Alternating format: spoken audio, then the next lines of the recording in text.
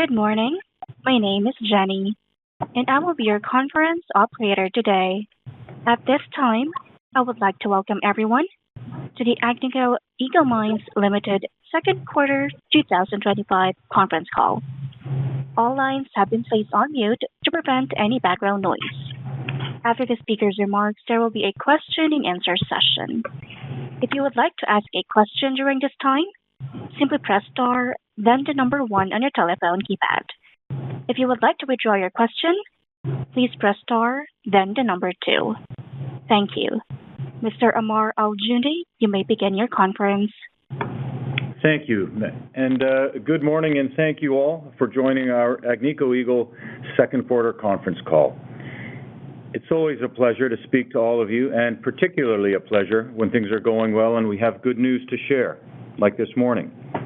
Before we come to our call, however, I'd like to remind everyone that we'll be making a number of forward-looking statements, so please keep that in mind and refer to the disclaimers at the beginning of this presentation. The message we'll be sharing with you this morning is, frankly, the same positive message we've been sharing for the last several quarters. One, we continue to report record financial results driven by strong and consistent operational performance.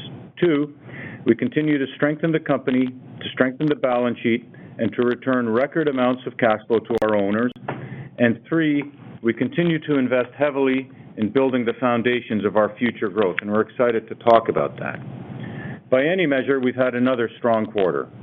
Gold prices are up, gold production is strong, and our costs are under control. With that, we're making a lot of money for our owners and reporting once again record financial results.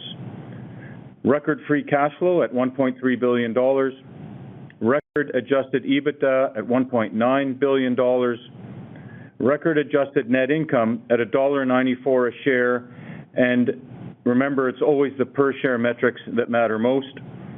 We've returned record cash flow to our owners in the form of $200 million in dividends and $100 million in share buybacks. Add to that a further $550 million of debt repayments. And while delivering those record financial results, we continue to make great progress, and in some cases accelerating progress towards building the best project pipeline we've ever had. And we continue to have great success with the most aggressive exploration program we've ever had. With 866,000 ounces of safe, responsible gold production at peer-leading costs, I want to take a moment to thank all of our Agnico Eagle family for delivering these results.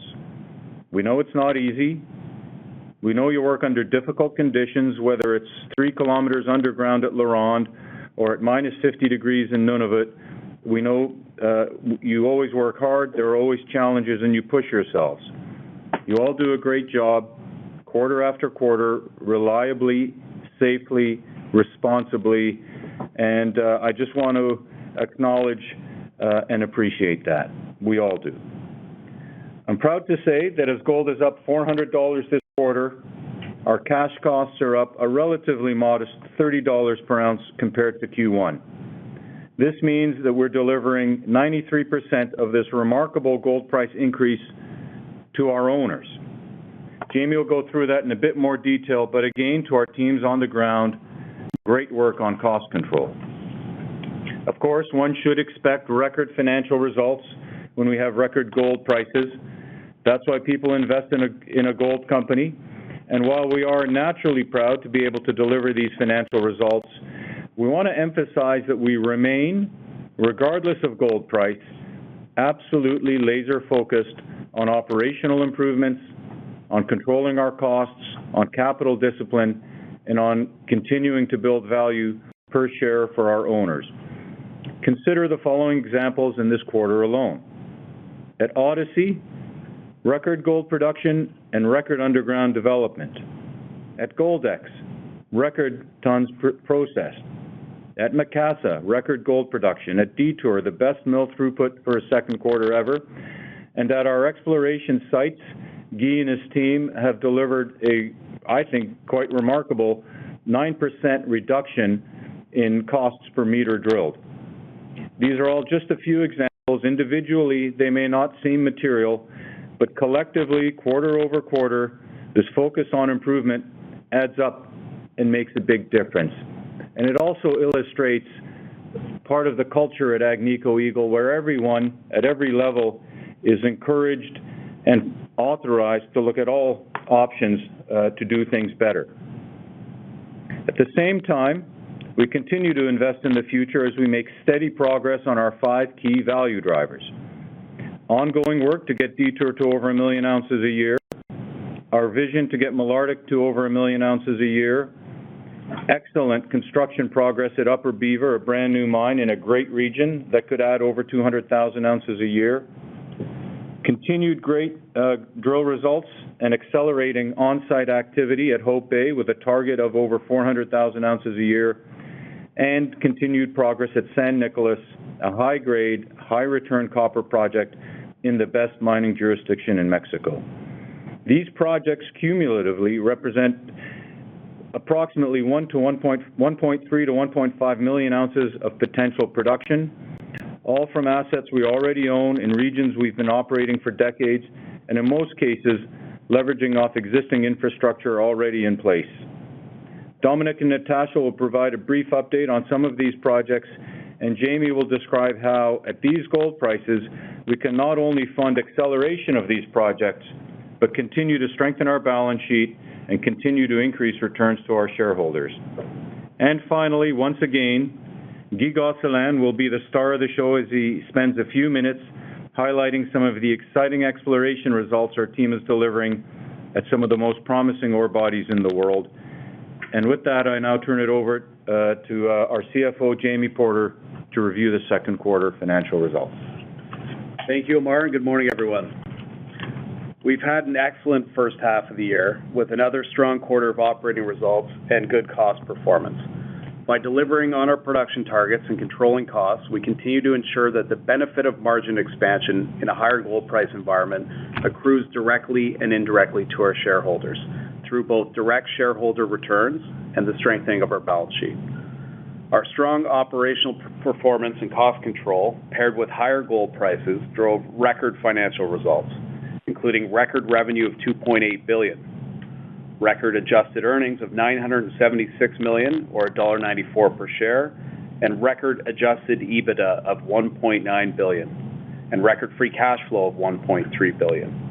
Free cash flow more than doubled quarter over quarter, benefiting from favorable working capital adjustments, primarily due to an increase in accrued taxes payable.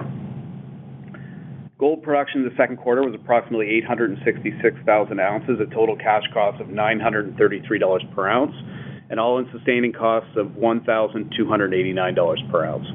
Gold production was better than anticipated this quarter, primarily due to better grades at LaRonde, Canadian Malartic, and Macassa, with this outperformance partially offset by lower production at our Nunavut operations due to an extended caribou migration and lower gold production at Detour. I'm pleased to report that costs were within our guidance range. While our total cash costs of $933 per ounce were $30 per ounce higher than in the first quarter, the quarter-over-quarter increase was primarily due to higher royalties as a result of higher gold prices and a weakening Canadian dollar, which on a combined basis represents an increase of about $46 per ounce. If we exclude the impact of royalties and foreign exchange, our cash costs were actually lower than in the first quarter, which is again a testament to the ongoing optimization efforts that Dom and Natasha will talk about later in the presentation. For the full year, we are maintaining our cost guidance and expect cash costs to be within the guided range of $915 to $965 per ounce. All-in sustaining costs per ounce were higher than the previous quarter, primarily due to the increased cash costs and the timing of sustaining capital spend. We continue to expect to be within our guidance for the full year at between $1,250 and $1,300 per ounce. Our all-in sustaining costs continue to be hundreds of dollars per ounce below those of our peers. This is the result of our focus on controlling costs, continuous improvement initiatives, and the benefits of our regional strategy. As an example of the benefits of that regional strategy, our Abitibi platform in Quebec and Ontario has outperformed in the first half of 2025, with over 1 million ounces of gold production at total cash costs of only approximately $850 per ounce and a realized operating margin of 73%. This platform hosts 5 of our 10 operating mines, including the 2 largest gold mines in Canada, with multiple decades of mine life and strong potential across the region to continue to grow and expand. If we move on to the next slide, the record free cash flow we generated this quarter allowed us to continue to strengthen our balance sheet, ending the quarter with net cash of almost $1 billion, improving from a net debt position of $5 million at last quarter end. In addition, given our strong cash position, we decided to prepay $510 million of long-term debt, in addition to the $40 million of debt that matured in the quarter. Over the past 15 months, we have significantly deleveraged the balance sheet, reducing our gross debt in that period by $1.3 billion. We will look for further opportunities to reduce debt in the third quarter and intend to continue to strengthen the balance sheet and increase our financial flexibility while at the same time increasing returns to shareholders. We move on to the next slide. As Amar mentioned, we delivered record shareholder returns this quarter, totaling approximately $300 million and $550 million for the first half of the year, bringing the cumulative shareholder returns in Agnico's history to approximately $4.7 billion, majority of which has been returned in the last several years. From a capital allocation perspective, we remain well positioned in this gold price environment to continue to take a balanced approach. We expect to continue to increase shareholder returns through increased share buyback activity and dividends. We also expect to continue to strengthen our financial position and flexibility by increasing our net cash position and potentially repaying additional debt. Lastly, and importantly, we will continue to reinvest in our business in order to bring our high-return organic growth projects online. We have 5 key value driver projects between Detour Underground, filling the mill at Canadian Malartic, Upper Beaver, Hope Bay, and San Nicolas, all of which generate solid returns at gold prices $1,000 or more below current spot levels. We have a strong balance sheet and will look for opportunities to accelerate reinvestment in the business to drive growth and value creation. At current gold prices, we are generating a lot of cash and will remain disciplined with a measured capital allocation approach, which is focused on increasing returns to shareholders over the long term. With that, I'll turn the call over to Dominique, who will provide an overview of our Quebec, Nunavut, and Finland operations. Thank you, Jimmy. Good morning, everyone. First, I would like to thank the teams for the excellent quarter, to continue to keep improving safety, focusing on cost and productivity, while protecting the environment and the wildlife. The quarter was led by LaRonde. The production was led by LaRonde in Canadian Malartic, mainly because of upside grade. So at LaRonde, we had 3 of the 25 stope better than expected, and at Canadian Malartic, still having more tons at good grade around the old workings, which is a positive surprise. Very good timing because it offsets some challenges at Nunavut, where we have a longer caribou migration than planned in our forecast. Some years are better, like last year, and some years require more stoppage, like this year. It is very variable and depending on the caribou path. So we don't control that one, but our plan are adjusted to it. And wildlife protection will remain always a priority. But despite those challenges in Q2 in Nunavut, both Meliadine and Meadowbank remain on track to achieve this year's guidance. Moving to the optimization, I would like to thank specifically the Kittilä team and congratulate them because they are doing significant change management in their way to approach underground production, and we see 10 to 15% improvement in productivity underground, which lead to a 4% decrease in cost per ton if we compare the first half of 25 compared to the first half of 2024. So very good there. But the thing I would like to bring your attention is about fleet management system. Currently, our underground mines are operating mainly based on radio communication and manual scheduling. So a truck driver could often wait or doing unnecessary traveling due to change of, for example, an equipment is down or just a timing. So the truck drivers are not fully efficient right now. imagine that you are in a truck underground into a tunnel. You don't have a visibility of what it is, let's say 2, 3, 4 kilometers away. It's very difficult to be optimum. What is a fleet management system? It is a system that gives you a real-time track information about the equipment and the people that you could track. So the system knows exactly where each one is, how fast it's moving, and if it is waiting. So with the fleet management system, with algorithm and artificial intelligence, we will be able to optimize and to coordinate the fleet, to reassign the trucks or to better route if needed, if something happens. So the result of that, as an example, currently a truck could do maybe 5 trips into a shift. If we bring that to 7 trips into a shift, that's a 40% improvement. Simple like that. It's also reducing fuel consumption because there's less idle time and less route traveling that you do, which is unnecessary. So what is our plan is to use LZ5 and to pilot a new fleet management system for underground. The LZ5 team have been the leaders to implementing the first LTE communication system in the world underground. That was 7 to 8 years ago. They've been the leaders into implementing remote operation underground, where right now 25% of the ore is out of the mine without any truck driver operating from surfaces. And the next chapter for them is to develop the fleet management system for underground. What result we could expect from that when we look historically using those systems into open pit, which we do, could be 10 to 15% improvement. So we expect to reach that also for underground. Remains to be seen, it remains to be done, lots of work, but we count on LZ5 to develop that. We're going to pilot in 2025 the loading and the hauling, and in 2026, starting after positive results, starting to implement that also to other mines which already have equipment connected to the system.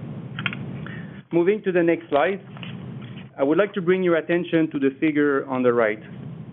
So you could see in black, this is what is done concerning the ramp and the shaft development, shaft sinking.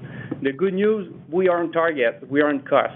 And even though the shaft sinking is 4 to 5 weeks in advance compared to the plan, very good news. The second thing on the image, you could see the dotted line. That was the resource used when we did the June 23 study. As he's going to show you, that ore body just keeps growing. So right now, if we take all the resources together, we're looking to 20 million ounces into that ore body. So that brings me to the point number 1 and 2 below, where shaft number 1, the team came with a good idea to improve it. We're going to go slightly deeper, 70 meters deeper with the shaft number 1, and we're going to also add a second loading station to build flexibility to help the production and to save on costs with this one. So that's the first thing now new into the story. And the second one about the second shaft. The team is finalizing where it's going to be and the capacity of this one, but it looks like it's going to be close to this one because the reason is simple, because that's the center of the mass. And it is also bringing some flexibility or synergy to work with the first shaft. So again, we're not yet finalized on that one, but this is where we're heading. And it's also, strategically, we need to position that shaft into good rock. So with the shaft number 1 at 20,000 tons per day, including the ramp, plus shaft number 2, let's say, at potentially 10,000 tons per day, we're going to be 30,000 tons per day coming from that ore body, and potentially getting to 750 to 800,000 ounces per year from one ore body. So that's going to be definitely the biggest underground mine in Canada in terms of production of gold. But we still have room at the mill. We have a 60,000 tons per day. We're going to use 30 just for that ore body. This is why number 3 and 4, we're looking to Marban Pit, which is a 13 kilometers away, a satellite pit of the Canadian Malartic mill. We're going to truck it to the mill, and we have the Wasamac underground satellite project, which is 100 kilometers away from the Malartic mill.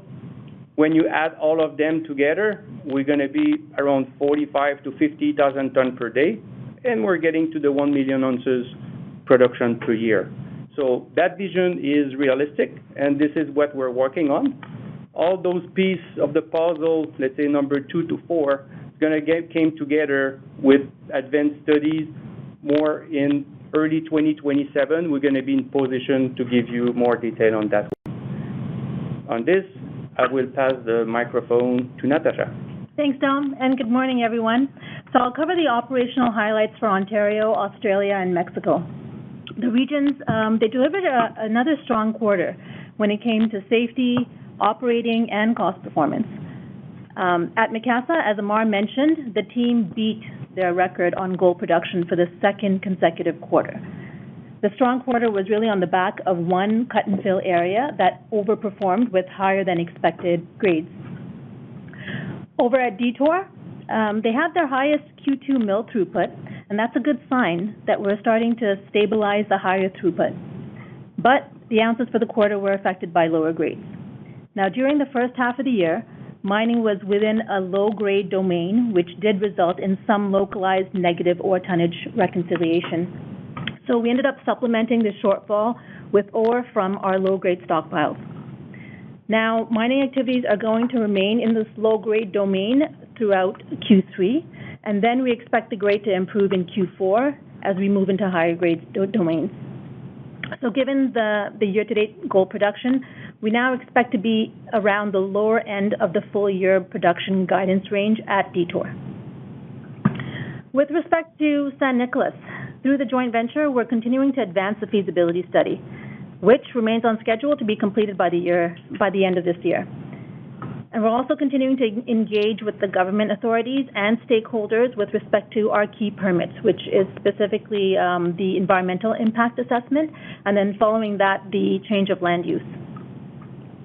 This quarter, the JV, they also received an exploration permit authorizing additional drill pads across the property. So we're going to take this as a slightly positive signal from an overall permitting standpoint.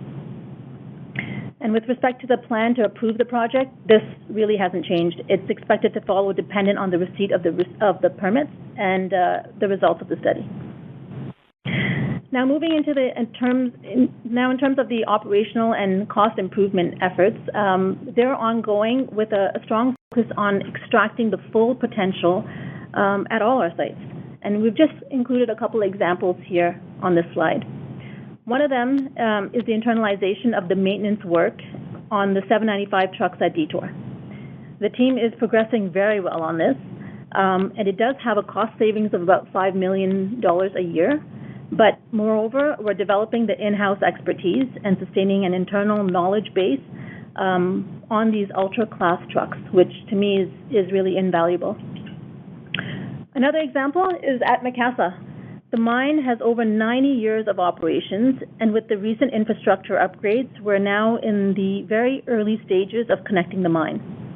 And so with the work ongoing for the next, say, 2 to 3 years, similar to what Dom was saying with respect to LZ5, Macassa will also be able to leverage technology to help us optimize our processes even further than the team already has. Our GM at Macassa, Mariana, says it well. She says that connecting this mine will help us, quote, unquote, turn on the lights, which I agree, because we'll be able to track in real time personnel and equipment, provide situational awareness, automate and enhance the reliability of the data that we have, make it easier to diagnose equipment health, utilize fleet management systems, and enable us to obtain short interval control. And of course, Macassa will be utilizing the learnings from LZ5 so that as they go through their journey, so that we'll be able to make quicker decisions, become more agile, become more productive, and as a result, optimize our costs.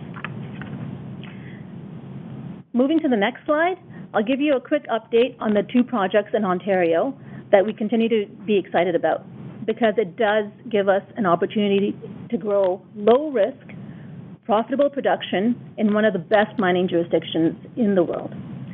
And I want to talk to you first about Detour Lake and the underground project. This is a world-class asset. We outlined a pathway for Detour to be a 1 million ounce producer annually for over a 14-year period. It's still early days, but this quarter we received the permit to take water. Upon receipt of that permit, we established the box cut for the ramp, mobilized the development contractors, and as you see in that picture, took our first round in July. We're also continuing with the infill and expansion drilling and continuing to see positive results, but Guy will discuss this later in the presentation. As for Upper Beaver, again, this is another low-risk opportunity to grow the production profile in a camp we know well, and where we can leverage the benefit of our technical expertise and our workforce at Macassa. This quarter, we continue to advance on both the surface setup needed for shaft sinking and the site preparation for the ramp. Those of you that joined us on our site visit earlier this quarter, you got to see this firsthand. Our construction team, who leveraged their past experiences from building our other mines, has advanced very well on the installation, the steel installation of the head frame and the installation of the hoist. We're expecting all of this infrastructure to be commissioned in early Q4 this year, and then commence shaft sinking right after that in the same quarter. As for the exploration ramp, the box cut was completed in Q1, and in Q2, the team finalized the supporting infrastructure, such as the storage bays, the temporary air and water services, and we also made the decision to self-perform this ramp development, and we successfully recruited the team there. So now we're expecting to commence the ramp development a little sooner than we had originally planned, in Q3 rather than in Q4. I know I've mentioned this before, but with the inclusion of these two projects, we could see gold production from our Ontario operations grow by 50% by the early 2030s. So we're looking forward to continuing to advance these projects throughout 2025. And finally, to conclude, similar to Amar and Dominic, I just wanted to thank all the operating sites and the project teams for all their efforts in achieving our objectives to date, and for your focus on business improvement, not just on cost, but on all fronts, including safety. And with that, I'll just pass it over to Guy. Thank you, Natasha, and good morning, everyone. First of all, I would like to take a moment to highlight the work of our great exploration team, both mine site and regional exploration through the portfolio. The first half of 2025 has been excellent. We currently have 120 diamond drill rig in operation on mine site and regional exploration. Our health and safety performance continue to improve overall as our team is committed to our Boots in the Field program to improve our safety performance in every single aspect in collaboration with our various diamond drilling entrepreneurs. This, concurrently with our drilling excellence program, led to the safe delivering of our first 6 months of drilling, slightly ahead of the program, with 670 kilometers of drilling completed, with expenditures standing at about 9% below our budget. I'm extremely proud of the improvement observed since 2022, where we have reversed the trend in safety, productivity, and unit costs after COVID. Among highlights, I would like to mention Detour Lake exploration just celebrated 5 years with 1 million meters of core being drilled with our entrepreneur and PLH and Tequatagamu partner. Monarchic and Odyssey and regional exploration around the mine that has just celebrated 7 years without a reportable accident, and 2 million meters of core drilled and processed at the regional core shack facility, and Macassa exploration team on the ground with the entrepreneur Port Longyear and Wijiwagan partner that celebrated 2 years and 300,000 meters of drilling done without a reportable accident. So across the board, world-class exploration team delivering safe and exciting drill results on world-class assets. And from a results standpoint, I would like to comment on 3 of our key value driver projects, Canadian Malartic, Detour, and Hope Bay. On slide 12, at Odyssey, we currently have 26 drill rigs working surface and underground and around the mine, and are getting some very exciting results in 3 areas that I would like to highlight.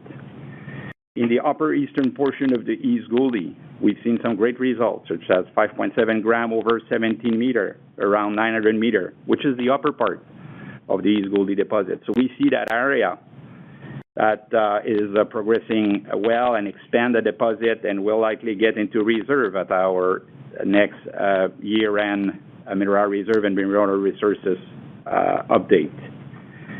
And then in the lower east extension of East Gouldie, with result up to 3.4 over 36 meter and 3.5 over 19 outside of the current mineral reserve and resources, extending the zone below 2 kilometer depth and still open at depth, by the way. And also the Eclipse parallel zone with result up to 3.8 gram over 14 that continue to demonstrate the potential to add parallel zone in proximity of the existing zone currently in the mine plan, offering potential for additional optionality and flexibility for future mining. The strong result in the lower east and Eclipse continue to expand the zone laterally and should lead to a substantial mineral resources addition at year-end this year, and continue to enhance our scenario for the location of the second shaft as what it was described by Dominic earlier. Now, on slide 13, at Detour, drilling continue with 8 drill rigs that continue to infill the deposit in the area that are targeted for the underground mine project, both below the pit in the saddle in the central portion of the deposit, with result up to 3.4 gram over 6.7 meter, or over 67 meter, and to the west of the pit, next to the planned exploration ramp, with result up to 2.9 over 32 and 1.7 over 113 meter. The western extension of the deposit outside and to the west of the open pit and next to the proposed exploration ramp continue to deliver strong results that could potentially outline an area where underground production could be accelerated in our underground mine development scenario. And last but not least, on slide 14, at Hope Bay, we have 6 drill rigs in operation and have completed almost 70,000 meters year to date. And we continue to see strong results in 2 very interesting areas. First of all, close to surface in Patch 7, with 16 gram over 4 meter and 5.7 gram over 12 meter at around 300 meter depth. That could potentially be accessible early in the mine plan, close to surface, and in our project development scenario. But more importantly, I would like to bring your attention to the deep result we just got in the gap between Suluk and Patch, with one of the best drill results to date at Hope Bay that we can see in the core box below that long section in hole 345 that returned 53 gram over 8.4 meter. We're using 25.7 using capping of the high-grade assays at 50 gram. But that drill intercept is quite spectacular, as you can see, visually simple, quartz vein, visible gold, and that drill hole sits at 750 meter below surface, where the zone remains open at depth, showing great potential for the mineralization to continue to expand at much greater depth that we currently know. So we anticipate that these results will have a positive impact on the mineral reserve for Hope Bay at year-end. So mid-year, we're very confident that we are in a good position to replace mineral reserve from ongoing production depletion and potentially grow our overall year-over-year bottom line reserve total, and as we continue to de-risk our key value driver project and deliver economic studies that pertain to each of them. And on that, I would like to return the microphone to Amar for some closing remarks. Thank you, Guy, and everyone else. We began today's call by saying our key messages are largely the same as those over the past several quarters. Good production, good cost control, great progress moving forward and accelerating the best pipeline we've ever had, and as Guy just discussed, excellent exploration results with the most aggressive exploration in the company's history. All of this as gold prices continue to reach new highs, as we continue to generate record cash flows, as we strengthen the balance sheet, and as we return record amounts of cash to our owners. I have to say, in this case, it is a pleasure to be repeating the same good news message quarter over quarter. At Agnico Eagle, we will continue to work hard for all of our stakeholders, and we will continue to build off the same foundational strategic pillars that have served us well over the past 68 years. We will focus on the best mining jurisdictions based on geologic potential and political stability. We will be disciplined with our owners' money, making investment decisions based on technical and regional knowledge and creating value through the drill bit. We believe we are uniquely well-positioned with a quality project pipeline leveraging existing assets in the best regions in the world where we believe we have a competitive advantage. And we will continue to focus on creating value on a per-share basis and on being leaders in our industry in returning capital to shareholders, as evidenced by over 42 years of consecutive dividend payments and increasing share buybacks. Thank you all for your time. And operator, may I ask you to open up for questions? Thank you. Ladies and gentlemen, we will now begin the question and answer session. Should you have a question, please press the star followed by the 1 on a touch-tone phone. Should you wish to cancel your request, please press the star followed by the 2. If you are using a speakerphone, please lift the handset before pressing any keys. Once again, that is star 1 should you wish to ask a question. And your first question is from Fahad Tariq from Jefferies. Your line is now open. Hi, thanks for taking my question. Congratulations on the quarter. Generated free cash flow about $1.3 billion and then repurchased shares of about $100 million. Maybe can you walk us through your thought process on buybacks versus dividends, and does the current share valuation play a role in determining which option you choose to return capital to shareholders? Thanks. Yeah, thanks, Fahad, for the questions. Jamie here. As I said in my remarks today, we're doing what we said we're going to do. We're taking advantage of higher gold prices to strengthen the balance sheet, to reinvest in the business, and increase returns to shareholders. So, we pay a hefty dividend, $800 million annually. We've dramatically increased our level of activity on the share buyback. I mean, we doubled it in the second quarter relative to the first. And I think there's room through the rest of the year to do even more. We're at $550 million through the first half of the year if you annualize that. So just assuming we did the same, we're at $1.1 billion. But what we've been saying consistently over the past several years is that we're targeting about a third of our free cash flow being returned to shareholders. So, if the gold price stays where it is, that total return to shareholders could get up to $1.3 billion, which implies, a lot more activity on the share buyback in the second half of the year. And I think that's what we're favoring in the near term. We'll certainly be evaluating the dividend as we get into our budgeting season, and if there's room for an increase there, it would likely be later this year or early next. Okay, that's clear. And then maybe just switching gears to Macassa, maybe this question for Natasha, but can you talk a little bit about how to think about grades in the second half? There's been 2 consecutive quarters now, pretty high grade. I understand it's 1 or 2 or maybe 3 stopes, but can we talk through how to think about grades in the second half? Thanks. Yeah, thank you for the question. So both quarters we did see some localized positive grade reconciliation, so we are not factoring that in the second half, and we're expecting to be a bit of a softer second half, but still meeting guidance. Okay, thank you.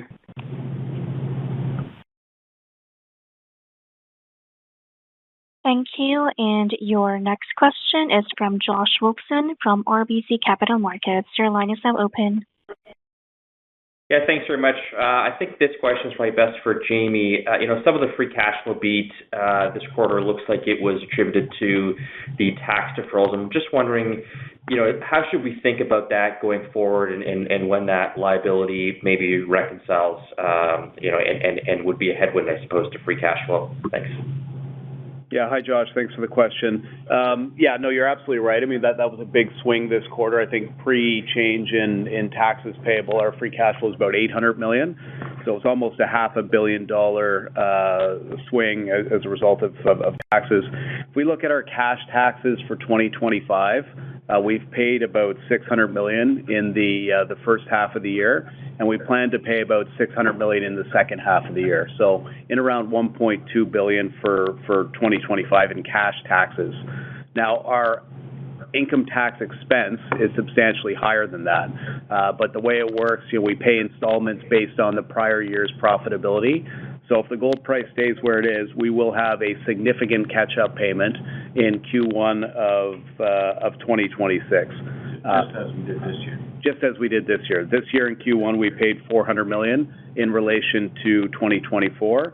And at these gold prices in Q1 of 2026, we could have upwards of a $900 million catch-up payment in relation to 2025. So you're going to see this volatility in periods where the gold price is rising at a rate as it has been.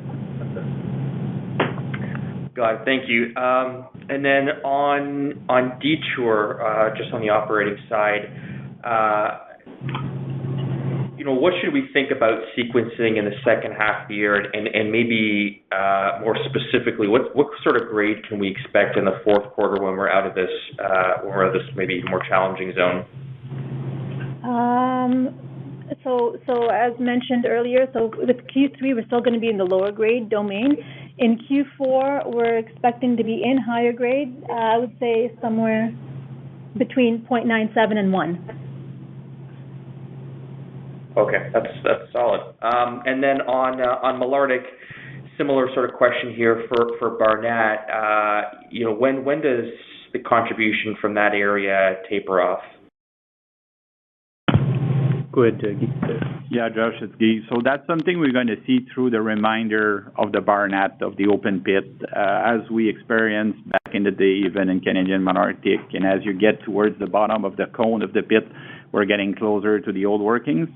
And around the old workings, that's basically either there was sometime we are kind of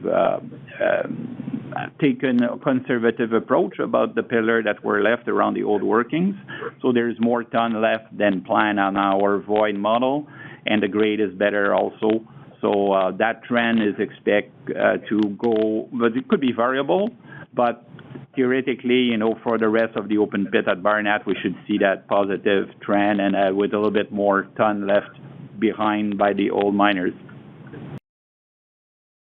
Great. Thank you very much.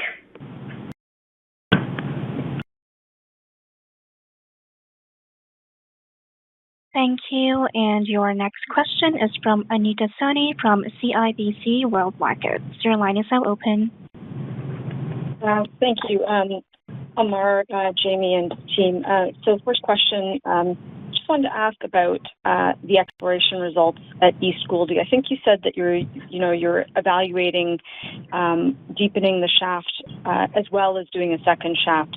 On the shaft deepening side, do you have an idea of how much that would cost in terms of the moving the loading station? I'm trying to understand is that loading station is not built yet. It's just a matter of, from a design standpoint, of actually moving that loading pocket further down and then adding one a little higher up. But what would that do to the capex for the asset? Yeah, deepening the shaft number 1 by 70 meters, including doing a third loading station, which means all the infrastructure plus a crusher. We're talking approximately $40 million US to do that. But it is a payback project. So we're going to save on trucking, we're going to save on fuel, we're going to be more effective. So that's a positive thing. And as Guy showed in his slides, it's getting deeper than expected. So the 70 meter, let's say we're going to be at 1,870 meter with the shaft. It is like the limit of the deep we could go with that technology and the shaft we're having in hand. Okay, no, 40 million sounds very reasonable. In terms of capital allocation for Jamie, I think you mentioned 1/3 capital return to shareholders, and I could be wrong about the 1/3, but I did catch 1.3 billion at these gold prices. But could you talk about how the other portions of, the other 2/3 and how that's split? And, could we see, some accelerated investment into your organic opportunities going into the next couple of years, or at least next year? Yeah, thanks, Anita. Yes, I think absolutely. I mean, we'll continue to strengthen the balance sheet. We still have almost $600 million of debt on the balance sheet. We'll look for opportunities to prepay some of that. And as we alluded to in our remarks on the call, I think there will be opportunities for us to accelerate development of some of our projects. So, that's what we should be doing. And in these gold prices, we're generating high returns. We should be reinvesting in high return projects. We could well see higher capital in the years ahead in order to do that. And Anita, it's Amar here. To the extent that we are accelerating, it's only because they're good projects. It's only because they're good projects, and frankly, the team is doing a very good job. And there's a lot going on. These are in the future. But having been in this business a long time, I can tell you, I'm pleasantly surprised at the quality of the work and the potential of the projects and the ability to actually move these things forward. So it's not because we're going to have extra money at these levels that we are looking to accelerate. It's primarily because they're even, in some cases, better than we thought, and we're making faster progress than we thought. No, for sure. I think you demonstrated prudent capital allocation, and I think it was this time last year I was worried about you guys building a second shaft, and now I'm hoping you build a second shaft. So, so a lot changes in a year. Well said. That's it for my questions.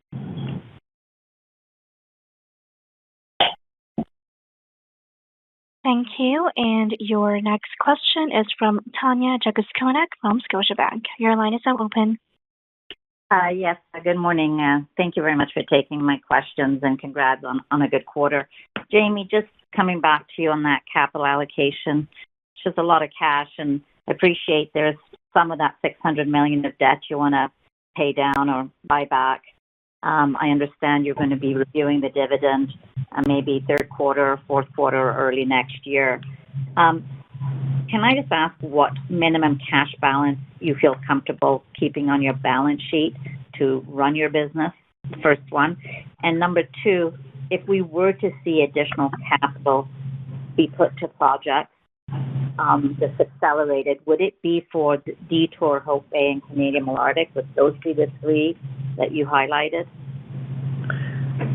Thanks, Tanya, for the question. I mean, on your first question with respect to the minimum cash balance, I mean, at these gold prices, we could be, well north of $2.5 billion in cash on the balance sheet by the end of this year, and I'm certainly comfortable at those levels. I mean, we do. We talked about the timing of cash tax payments. We are going to have a significant cash tax outflow in the first quarter of next year. This goes to your second question. We do anticipate having opportunities to accelerate some of our capital spending to bring some of that production forward. I think it's across our project pipeline. We'll be, I think, talking more about the potential to accelerate some of the underground production at Detour as an example, but across all of our key value drivers, there are opportunities for us to do more quicker and bring in that incremental production sooner. Okay. And should I be kind of thinking that we should keep this total capital? I'm going to say it, in a way, should we be thinking between the $2 to $2.5 billion range over the next few years? Should I be thinking about it that way? Yeah, I'd say it's too early to give you any formal guidance on that, Tanya. We're in the process. We're going through our kind of budgeting and scenario analysis now, and as we get into the fall, we'll have more clarity in terms of what the capital profile looks like over the next several years. Okay, thank you. And then maybe I could just ask about, as you are thinking about your capital profile, can you talk a little bit how you are thinking about your life of mine plans and your reserves and resources given the big discrepancy in the gold price where we're at versus, where reserves and resources are done, and how are you thinking about approaching that? I'll start with that, Tanya, and then maybe I'll ask Guy to jump in. I mean, that's an excellent question. It's one thing managing your reserve price when gold moves $100 or $200 a year. Frankly, it becomes a more complex question when the gold price moves $1,000 or $1,500. So right now we're maintaining, and Guy can get into the specifics, a very reasonable number for our reserves. He'll get into, and I don't want to steal his thunder, we're doing a good job in replacing reserves.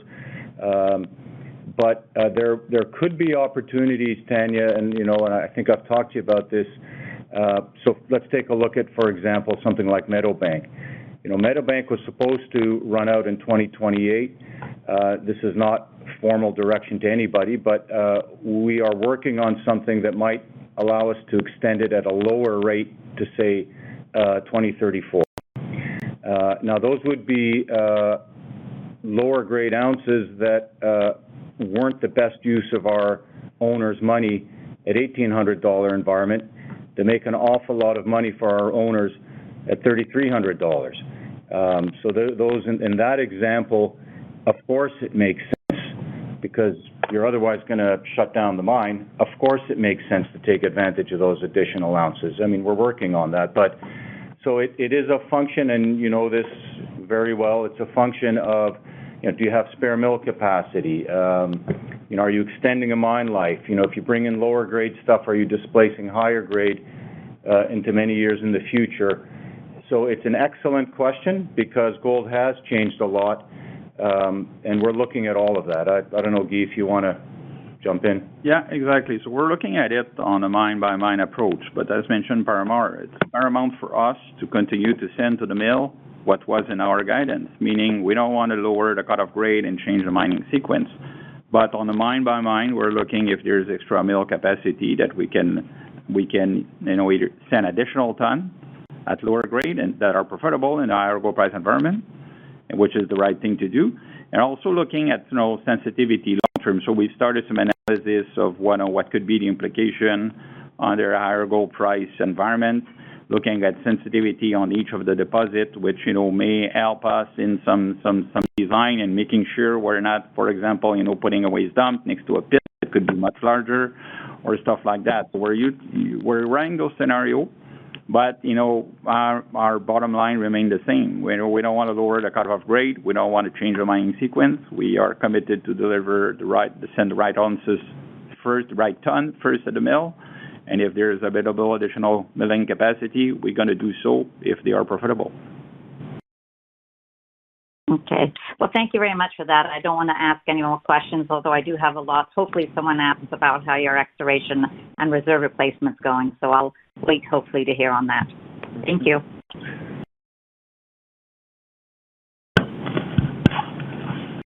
Thank you. And your next question is from Daniel Major from UBS. Your line is now open. Hi, guys.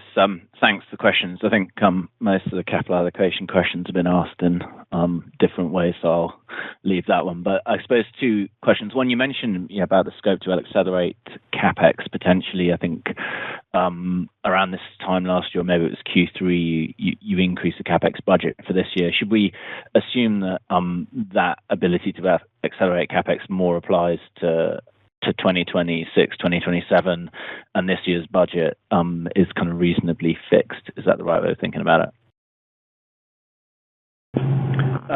Yeah, thanks for the question, Dan. I think that's I think that we're going through the process now of looking at our capital spending outlook. I think it will be, there will be incremental spending beyond this year's budget. Examples that like Dom just spoke about. I mean, the third loading shaft at Odyssey, $40 million probably has an 80% IRR. If there's things like that we can do to lower costs in the future, to bring production on sooner, strong return projects will we'll look at them. We'll have an announcement early next year out on Hope Bay.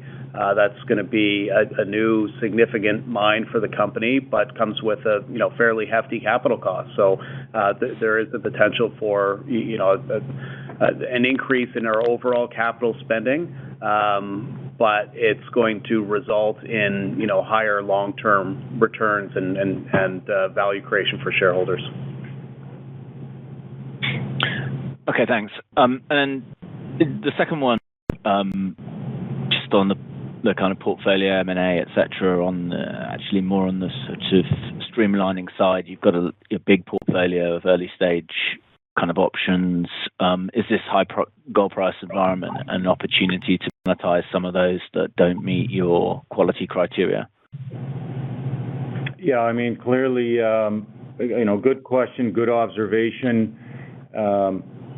We don't invest in this as a portfolio to trade and make money. Everything we invest in, we take a look at what's the long-term potential. That said, historically, 9 out of 10 we decide don't fit exactly, and it's a good observation to notice that at these gold prices, the value of that portfolio has gone up a lot, and I can't really talk much more about it than that, but to say that it's not an unreasonable question. Thanks. And then a final, just operational question. Grades at Fosterville continue to hold up well into the 8s, and you look to be tracking well ahead of the guidance. Are you still expecting that grade profile to come off in the second half? Is it kind of reconciliation largely and should normalize, or is it, are we more likely to sort of hold those rates into the end of the year? Hi, Daniel. So with Fosterville, reconciliation has been actually okay. It's just the mine sequence. So we were expecting a stronger H1, similar to Macassa, I guess, and we're expecting a lower H2, a softer H2. Great, thanks. We got some good set of numbers, and I'll go back in the queue.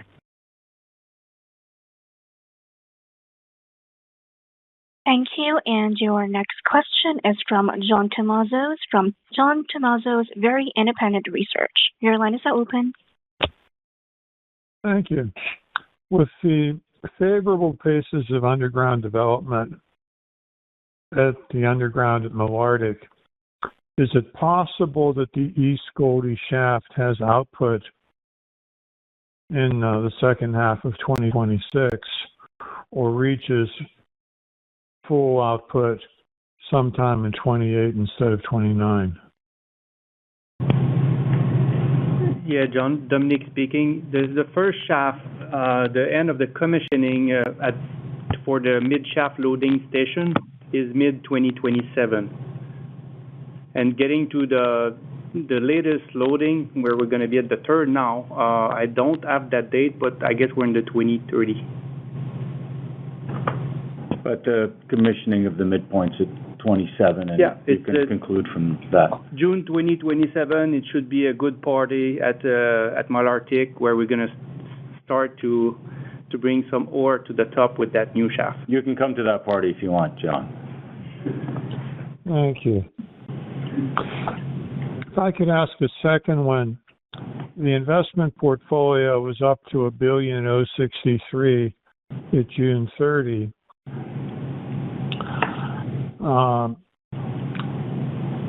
Should we post every night on the investor relations page of the website the value of your total stock holdings, just like you're a hedge fund manager?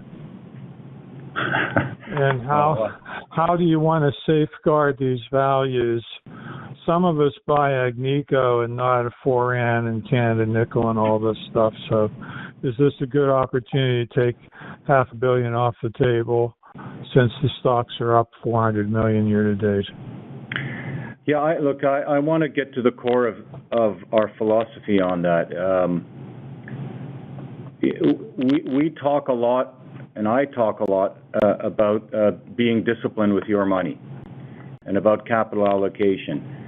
And it's our belief and again, my personal belief that we can't be sincere in saying we're going to be disciplined in allocating your capital, especially into new investments, if we don't know a lot about those investments, if we haven't done our homework. And so we've always had a view that we're willing to take small positions in interesting companies early on, as you would want us to, in regions that we like, with projects with good prospectivity, to get to know more about them, and from that decide, based on knowledge, whether or not it makes sense to spend and invest your money. So none of these are as a portfolio. So I certainly wouldn't treat it as a hedge position. That said, as I mentioned before, quite often, and in fact in most cases, we look at something and we say it doesn't necessarily fit perfectly. In some cases it does, and it's worked well. But we do appreciate that the market has gone up, and to the extent it made sense to divest some of these things, we're not ignorant of market conditions. Thank you. It's just a lot of money. At least it seems like a lot of money to me. Thank you. You're welcome, and it is a lot of money. Fair point.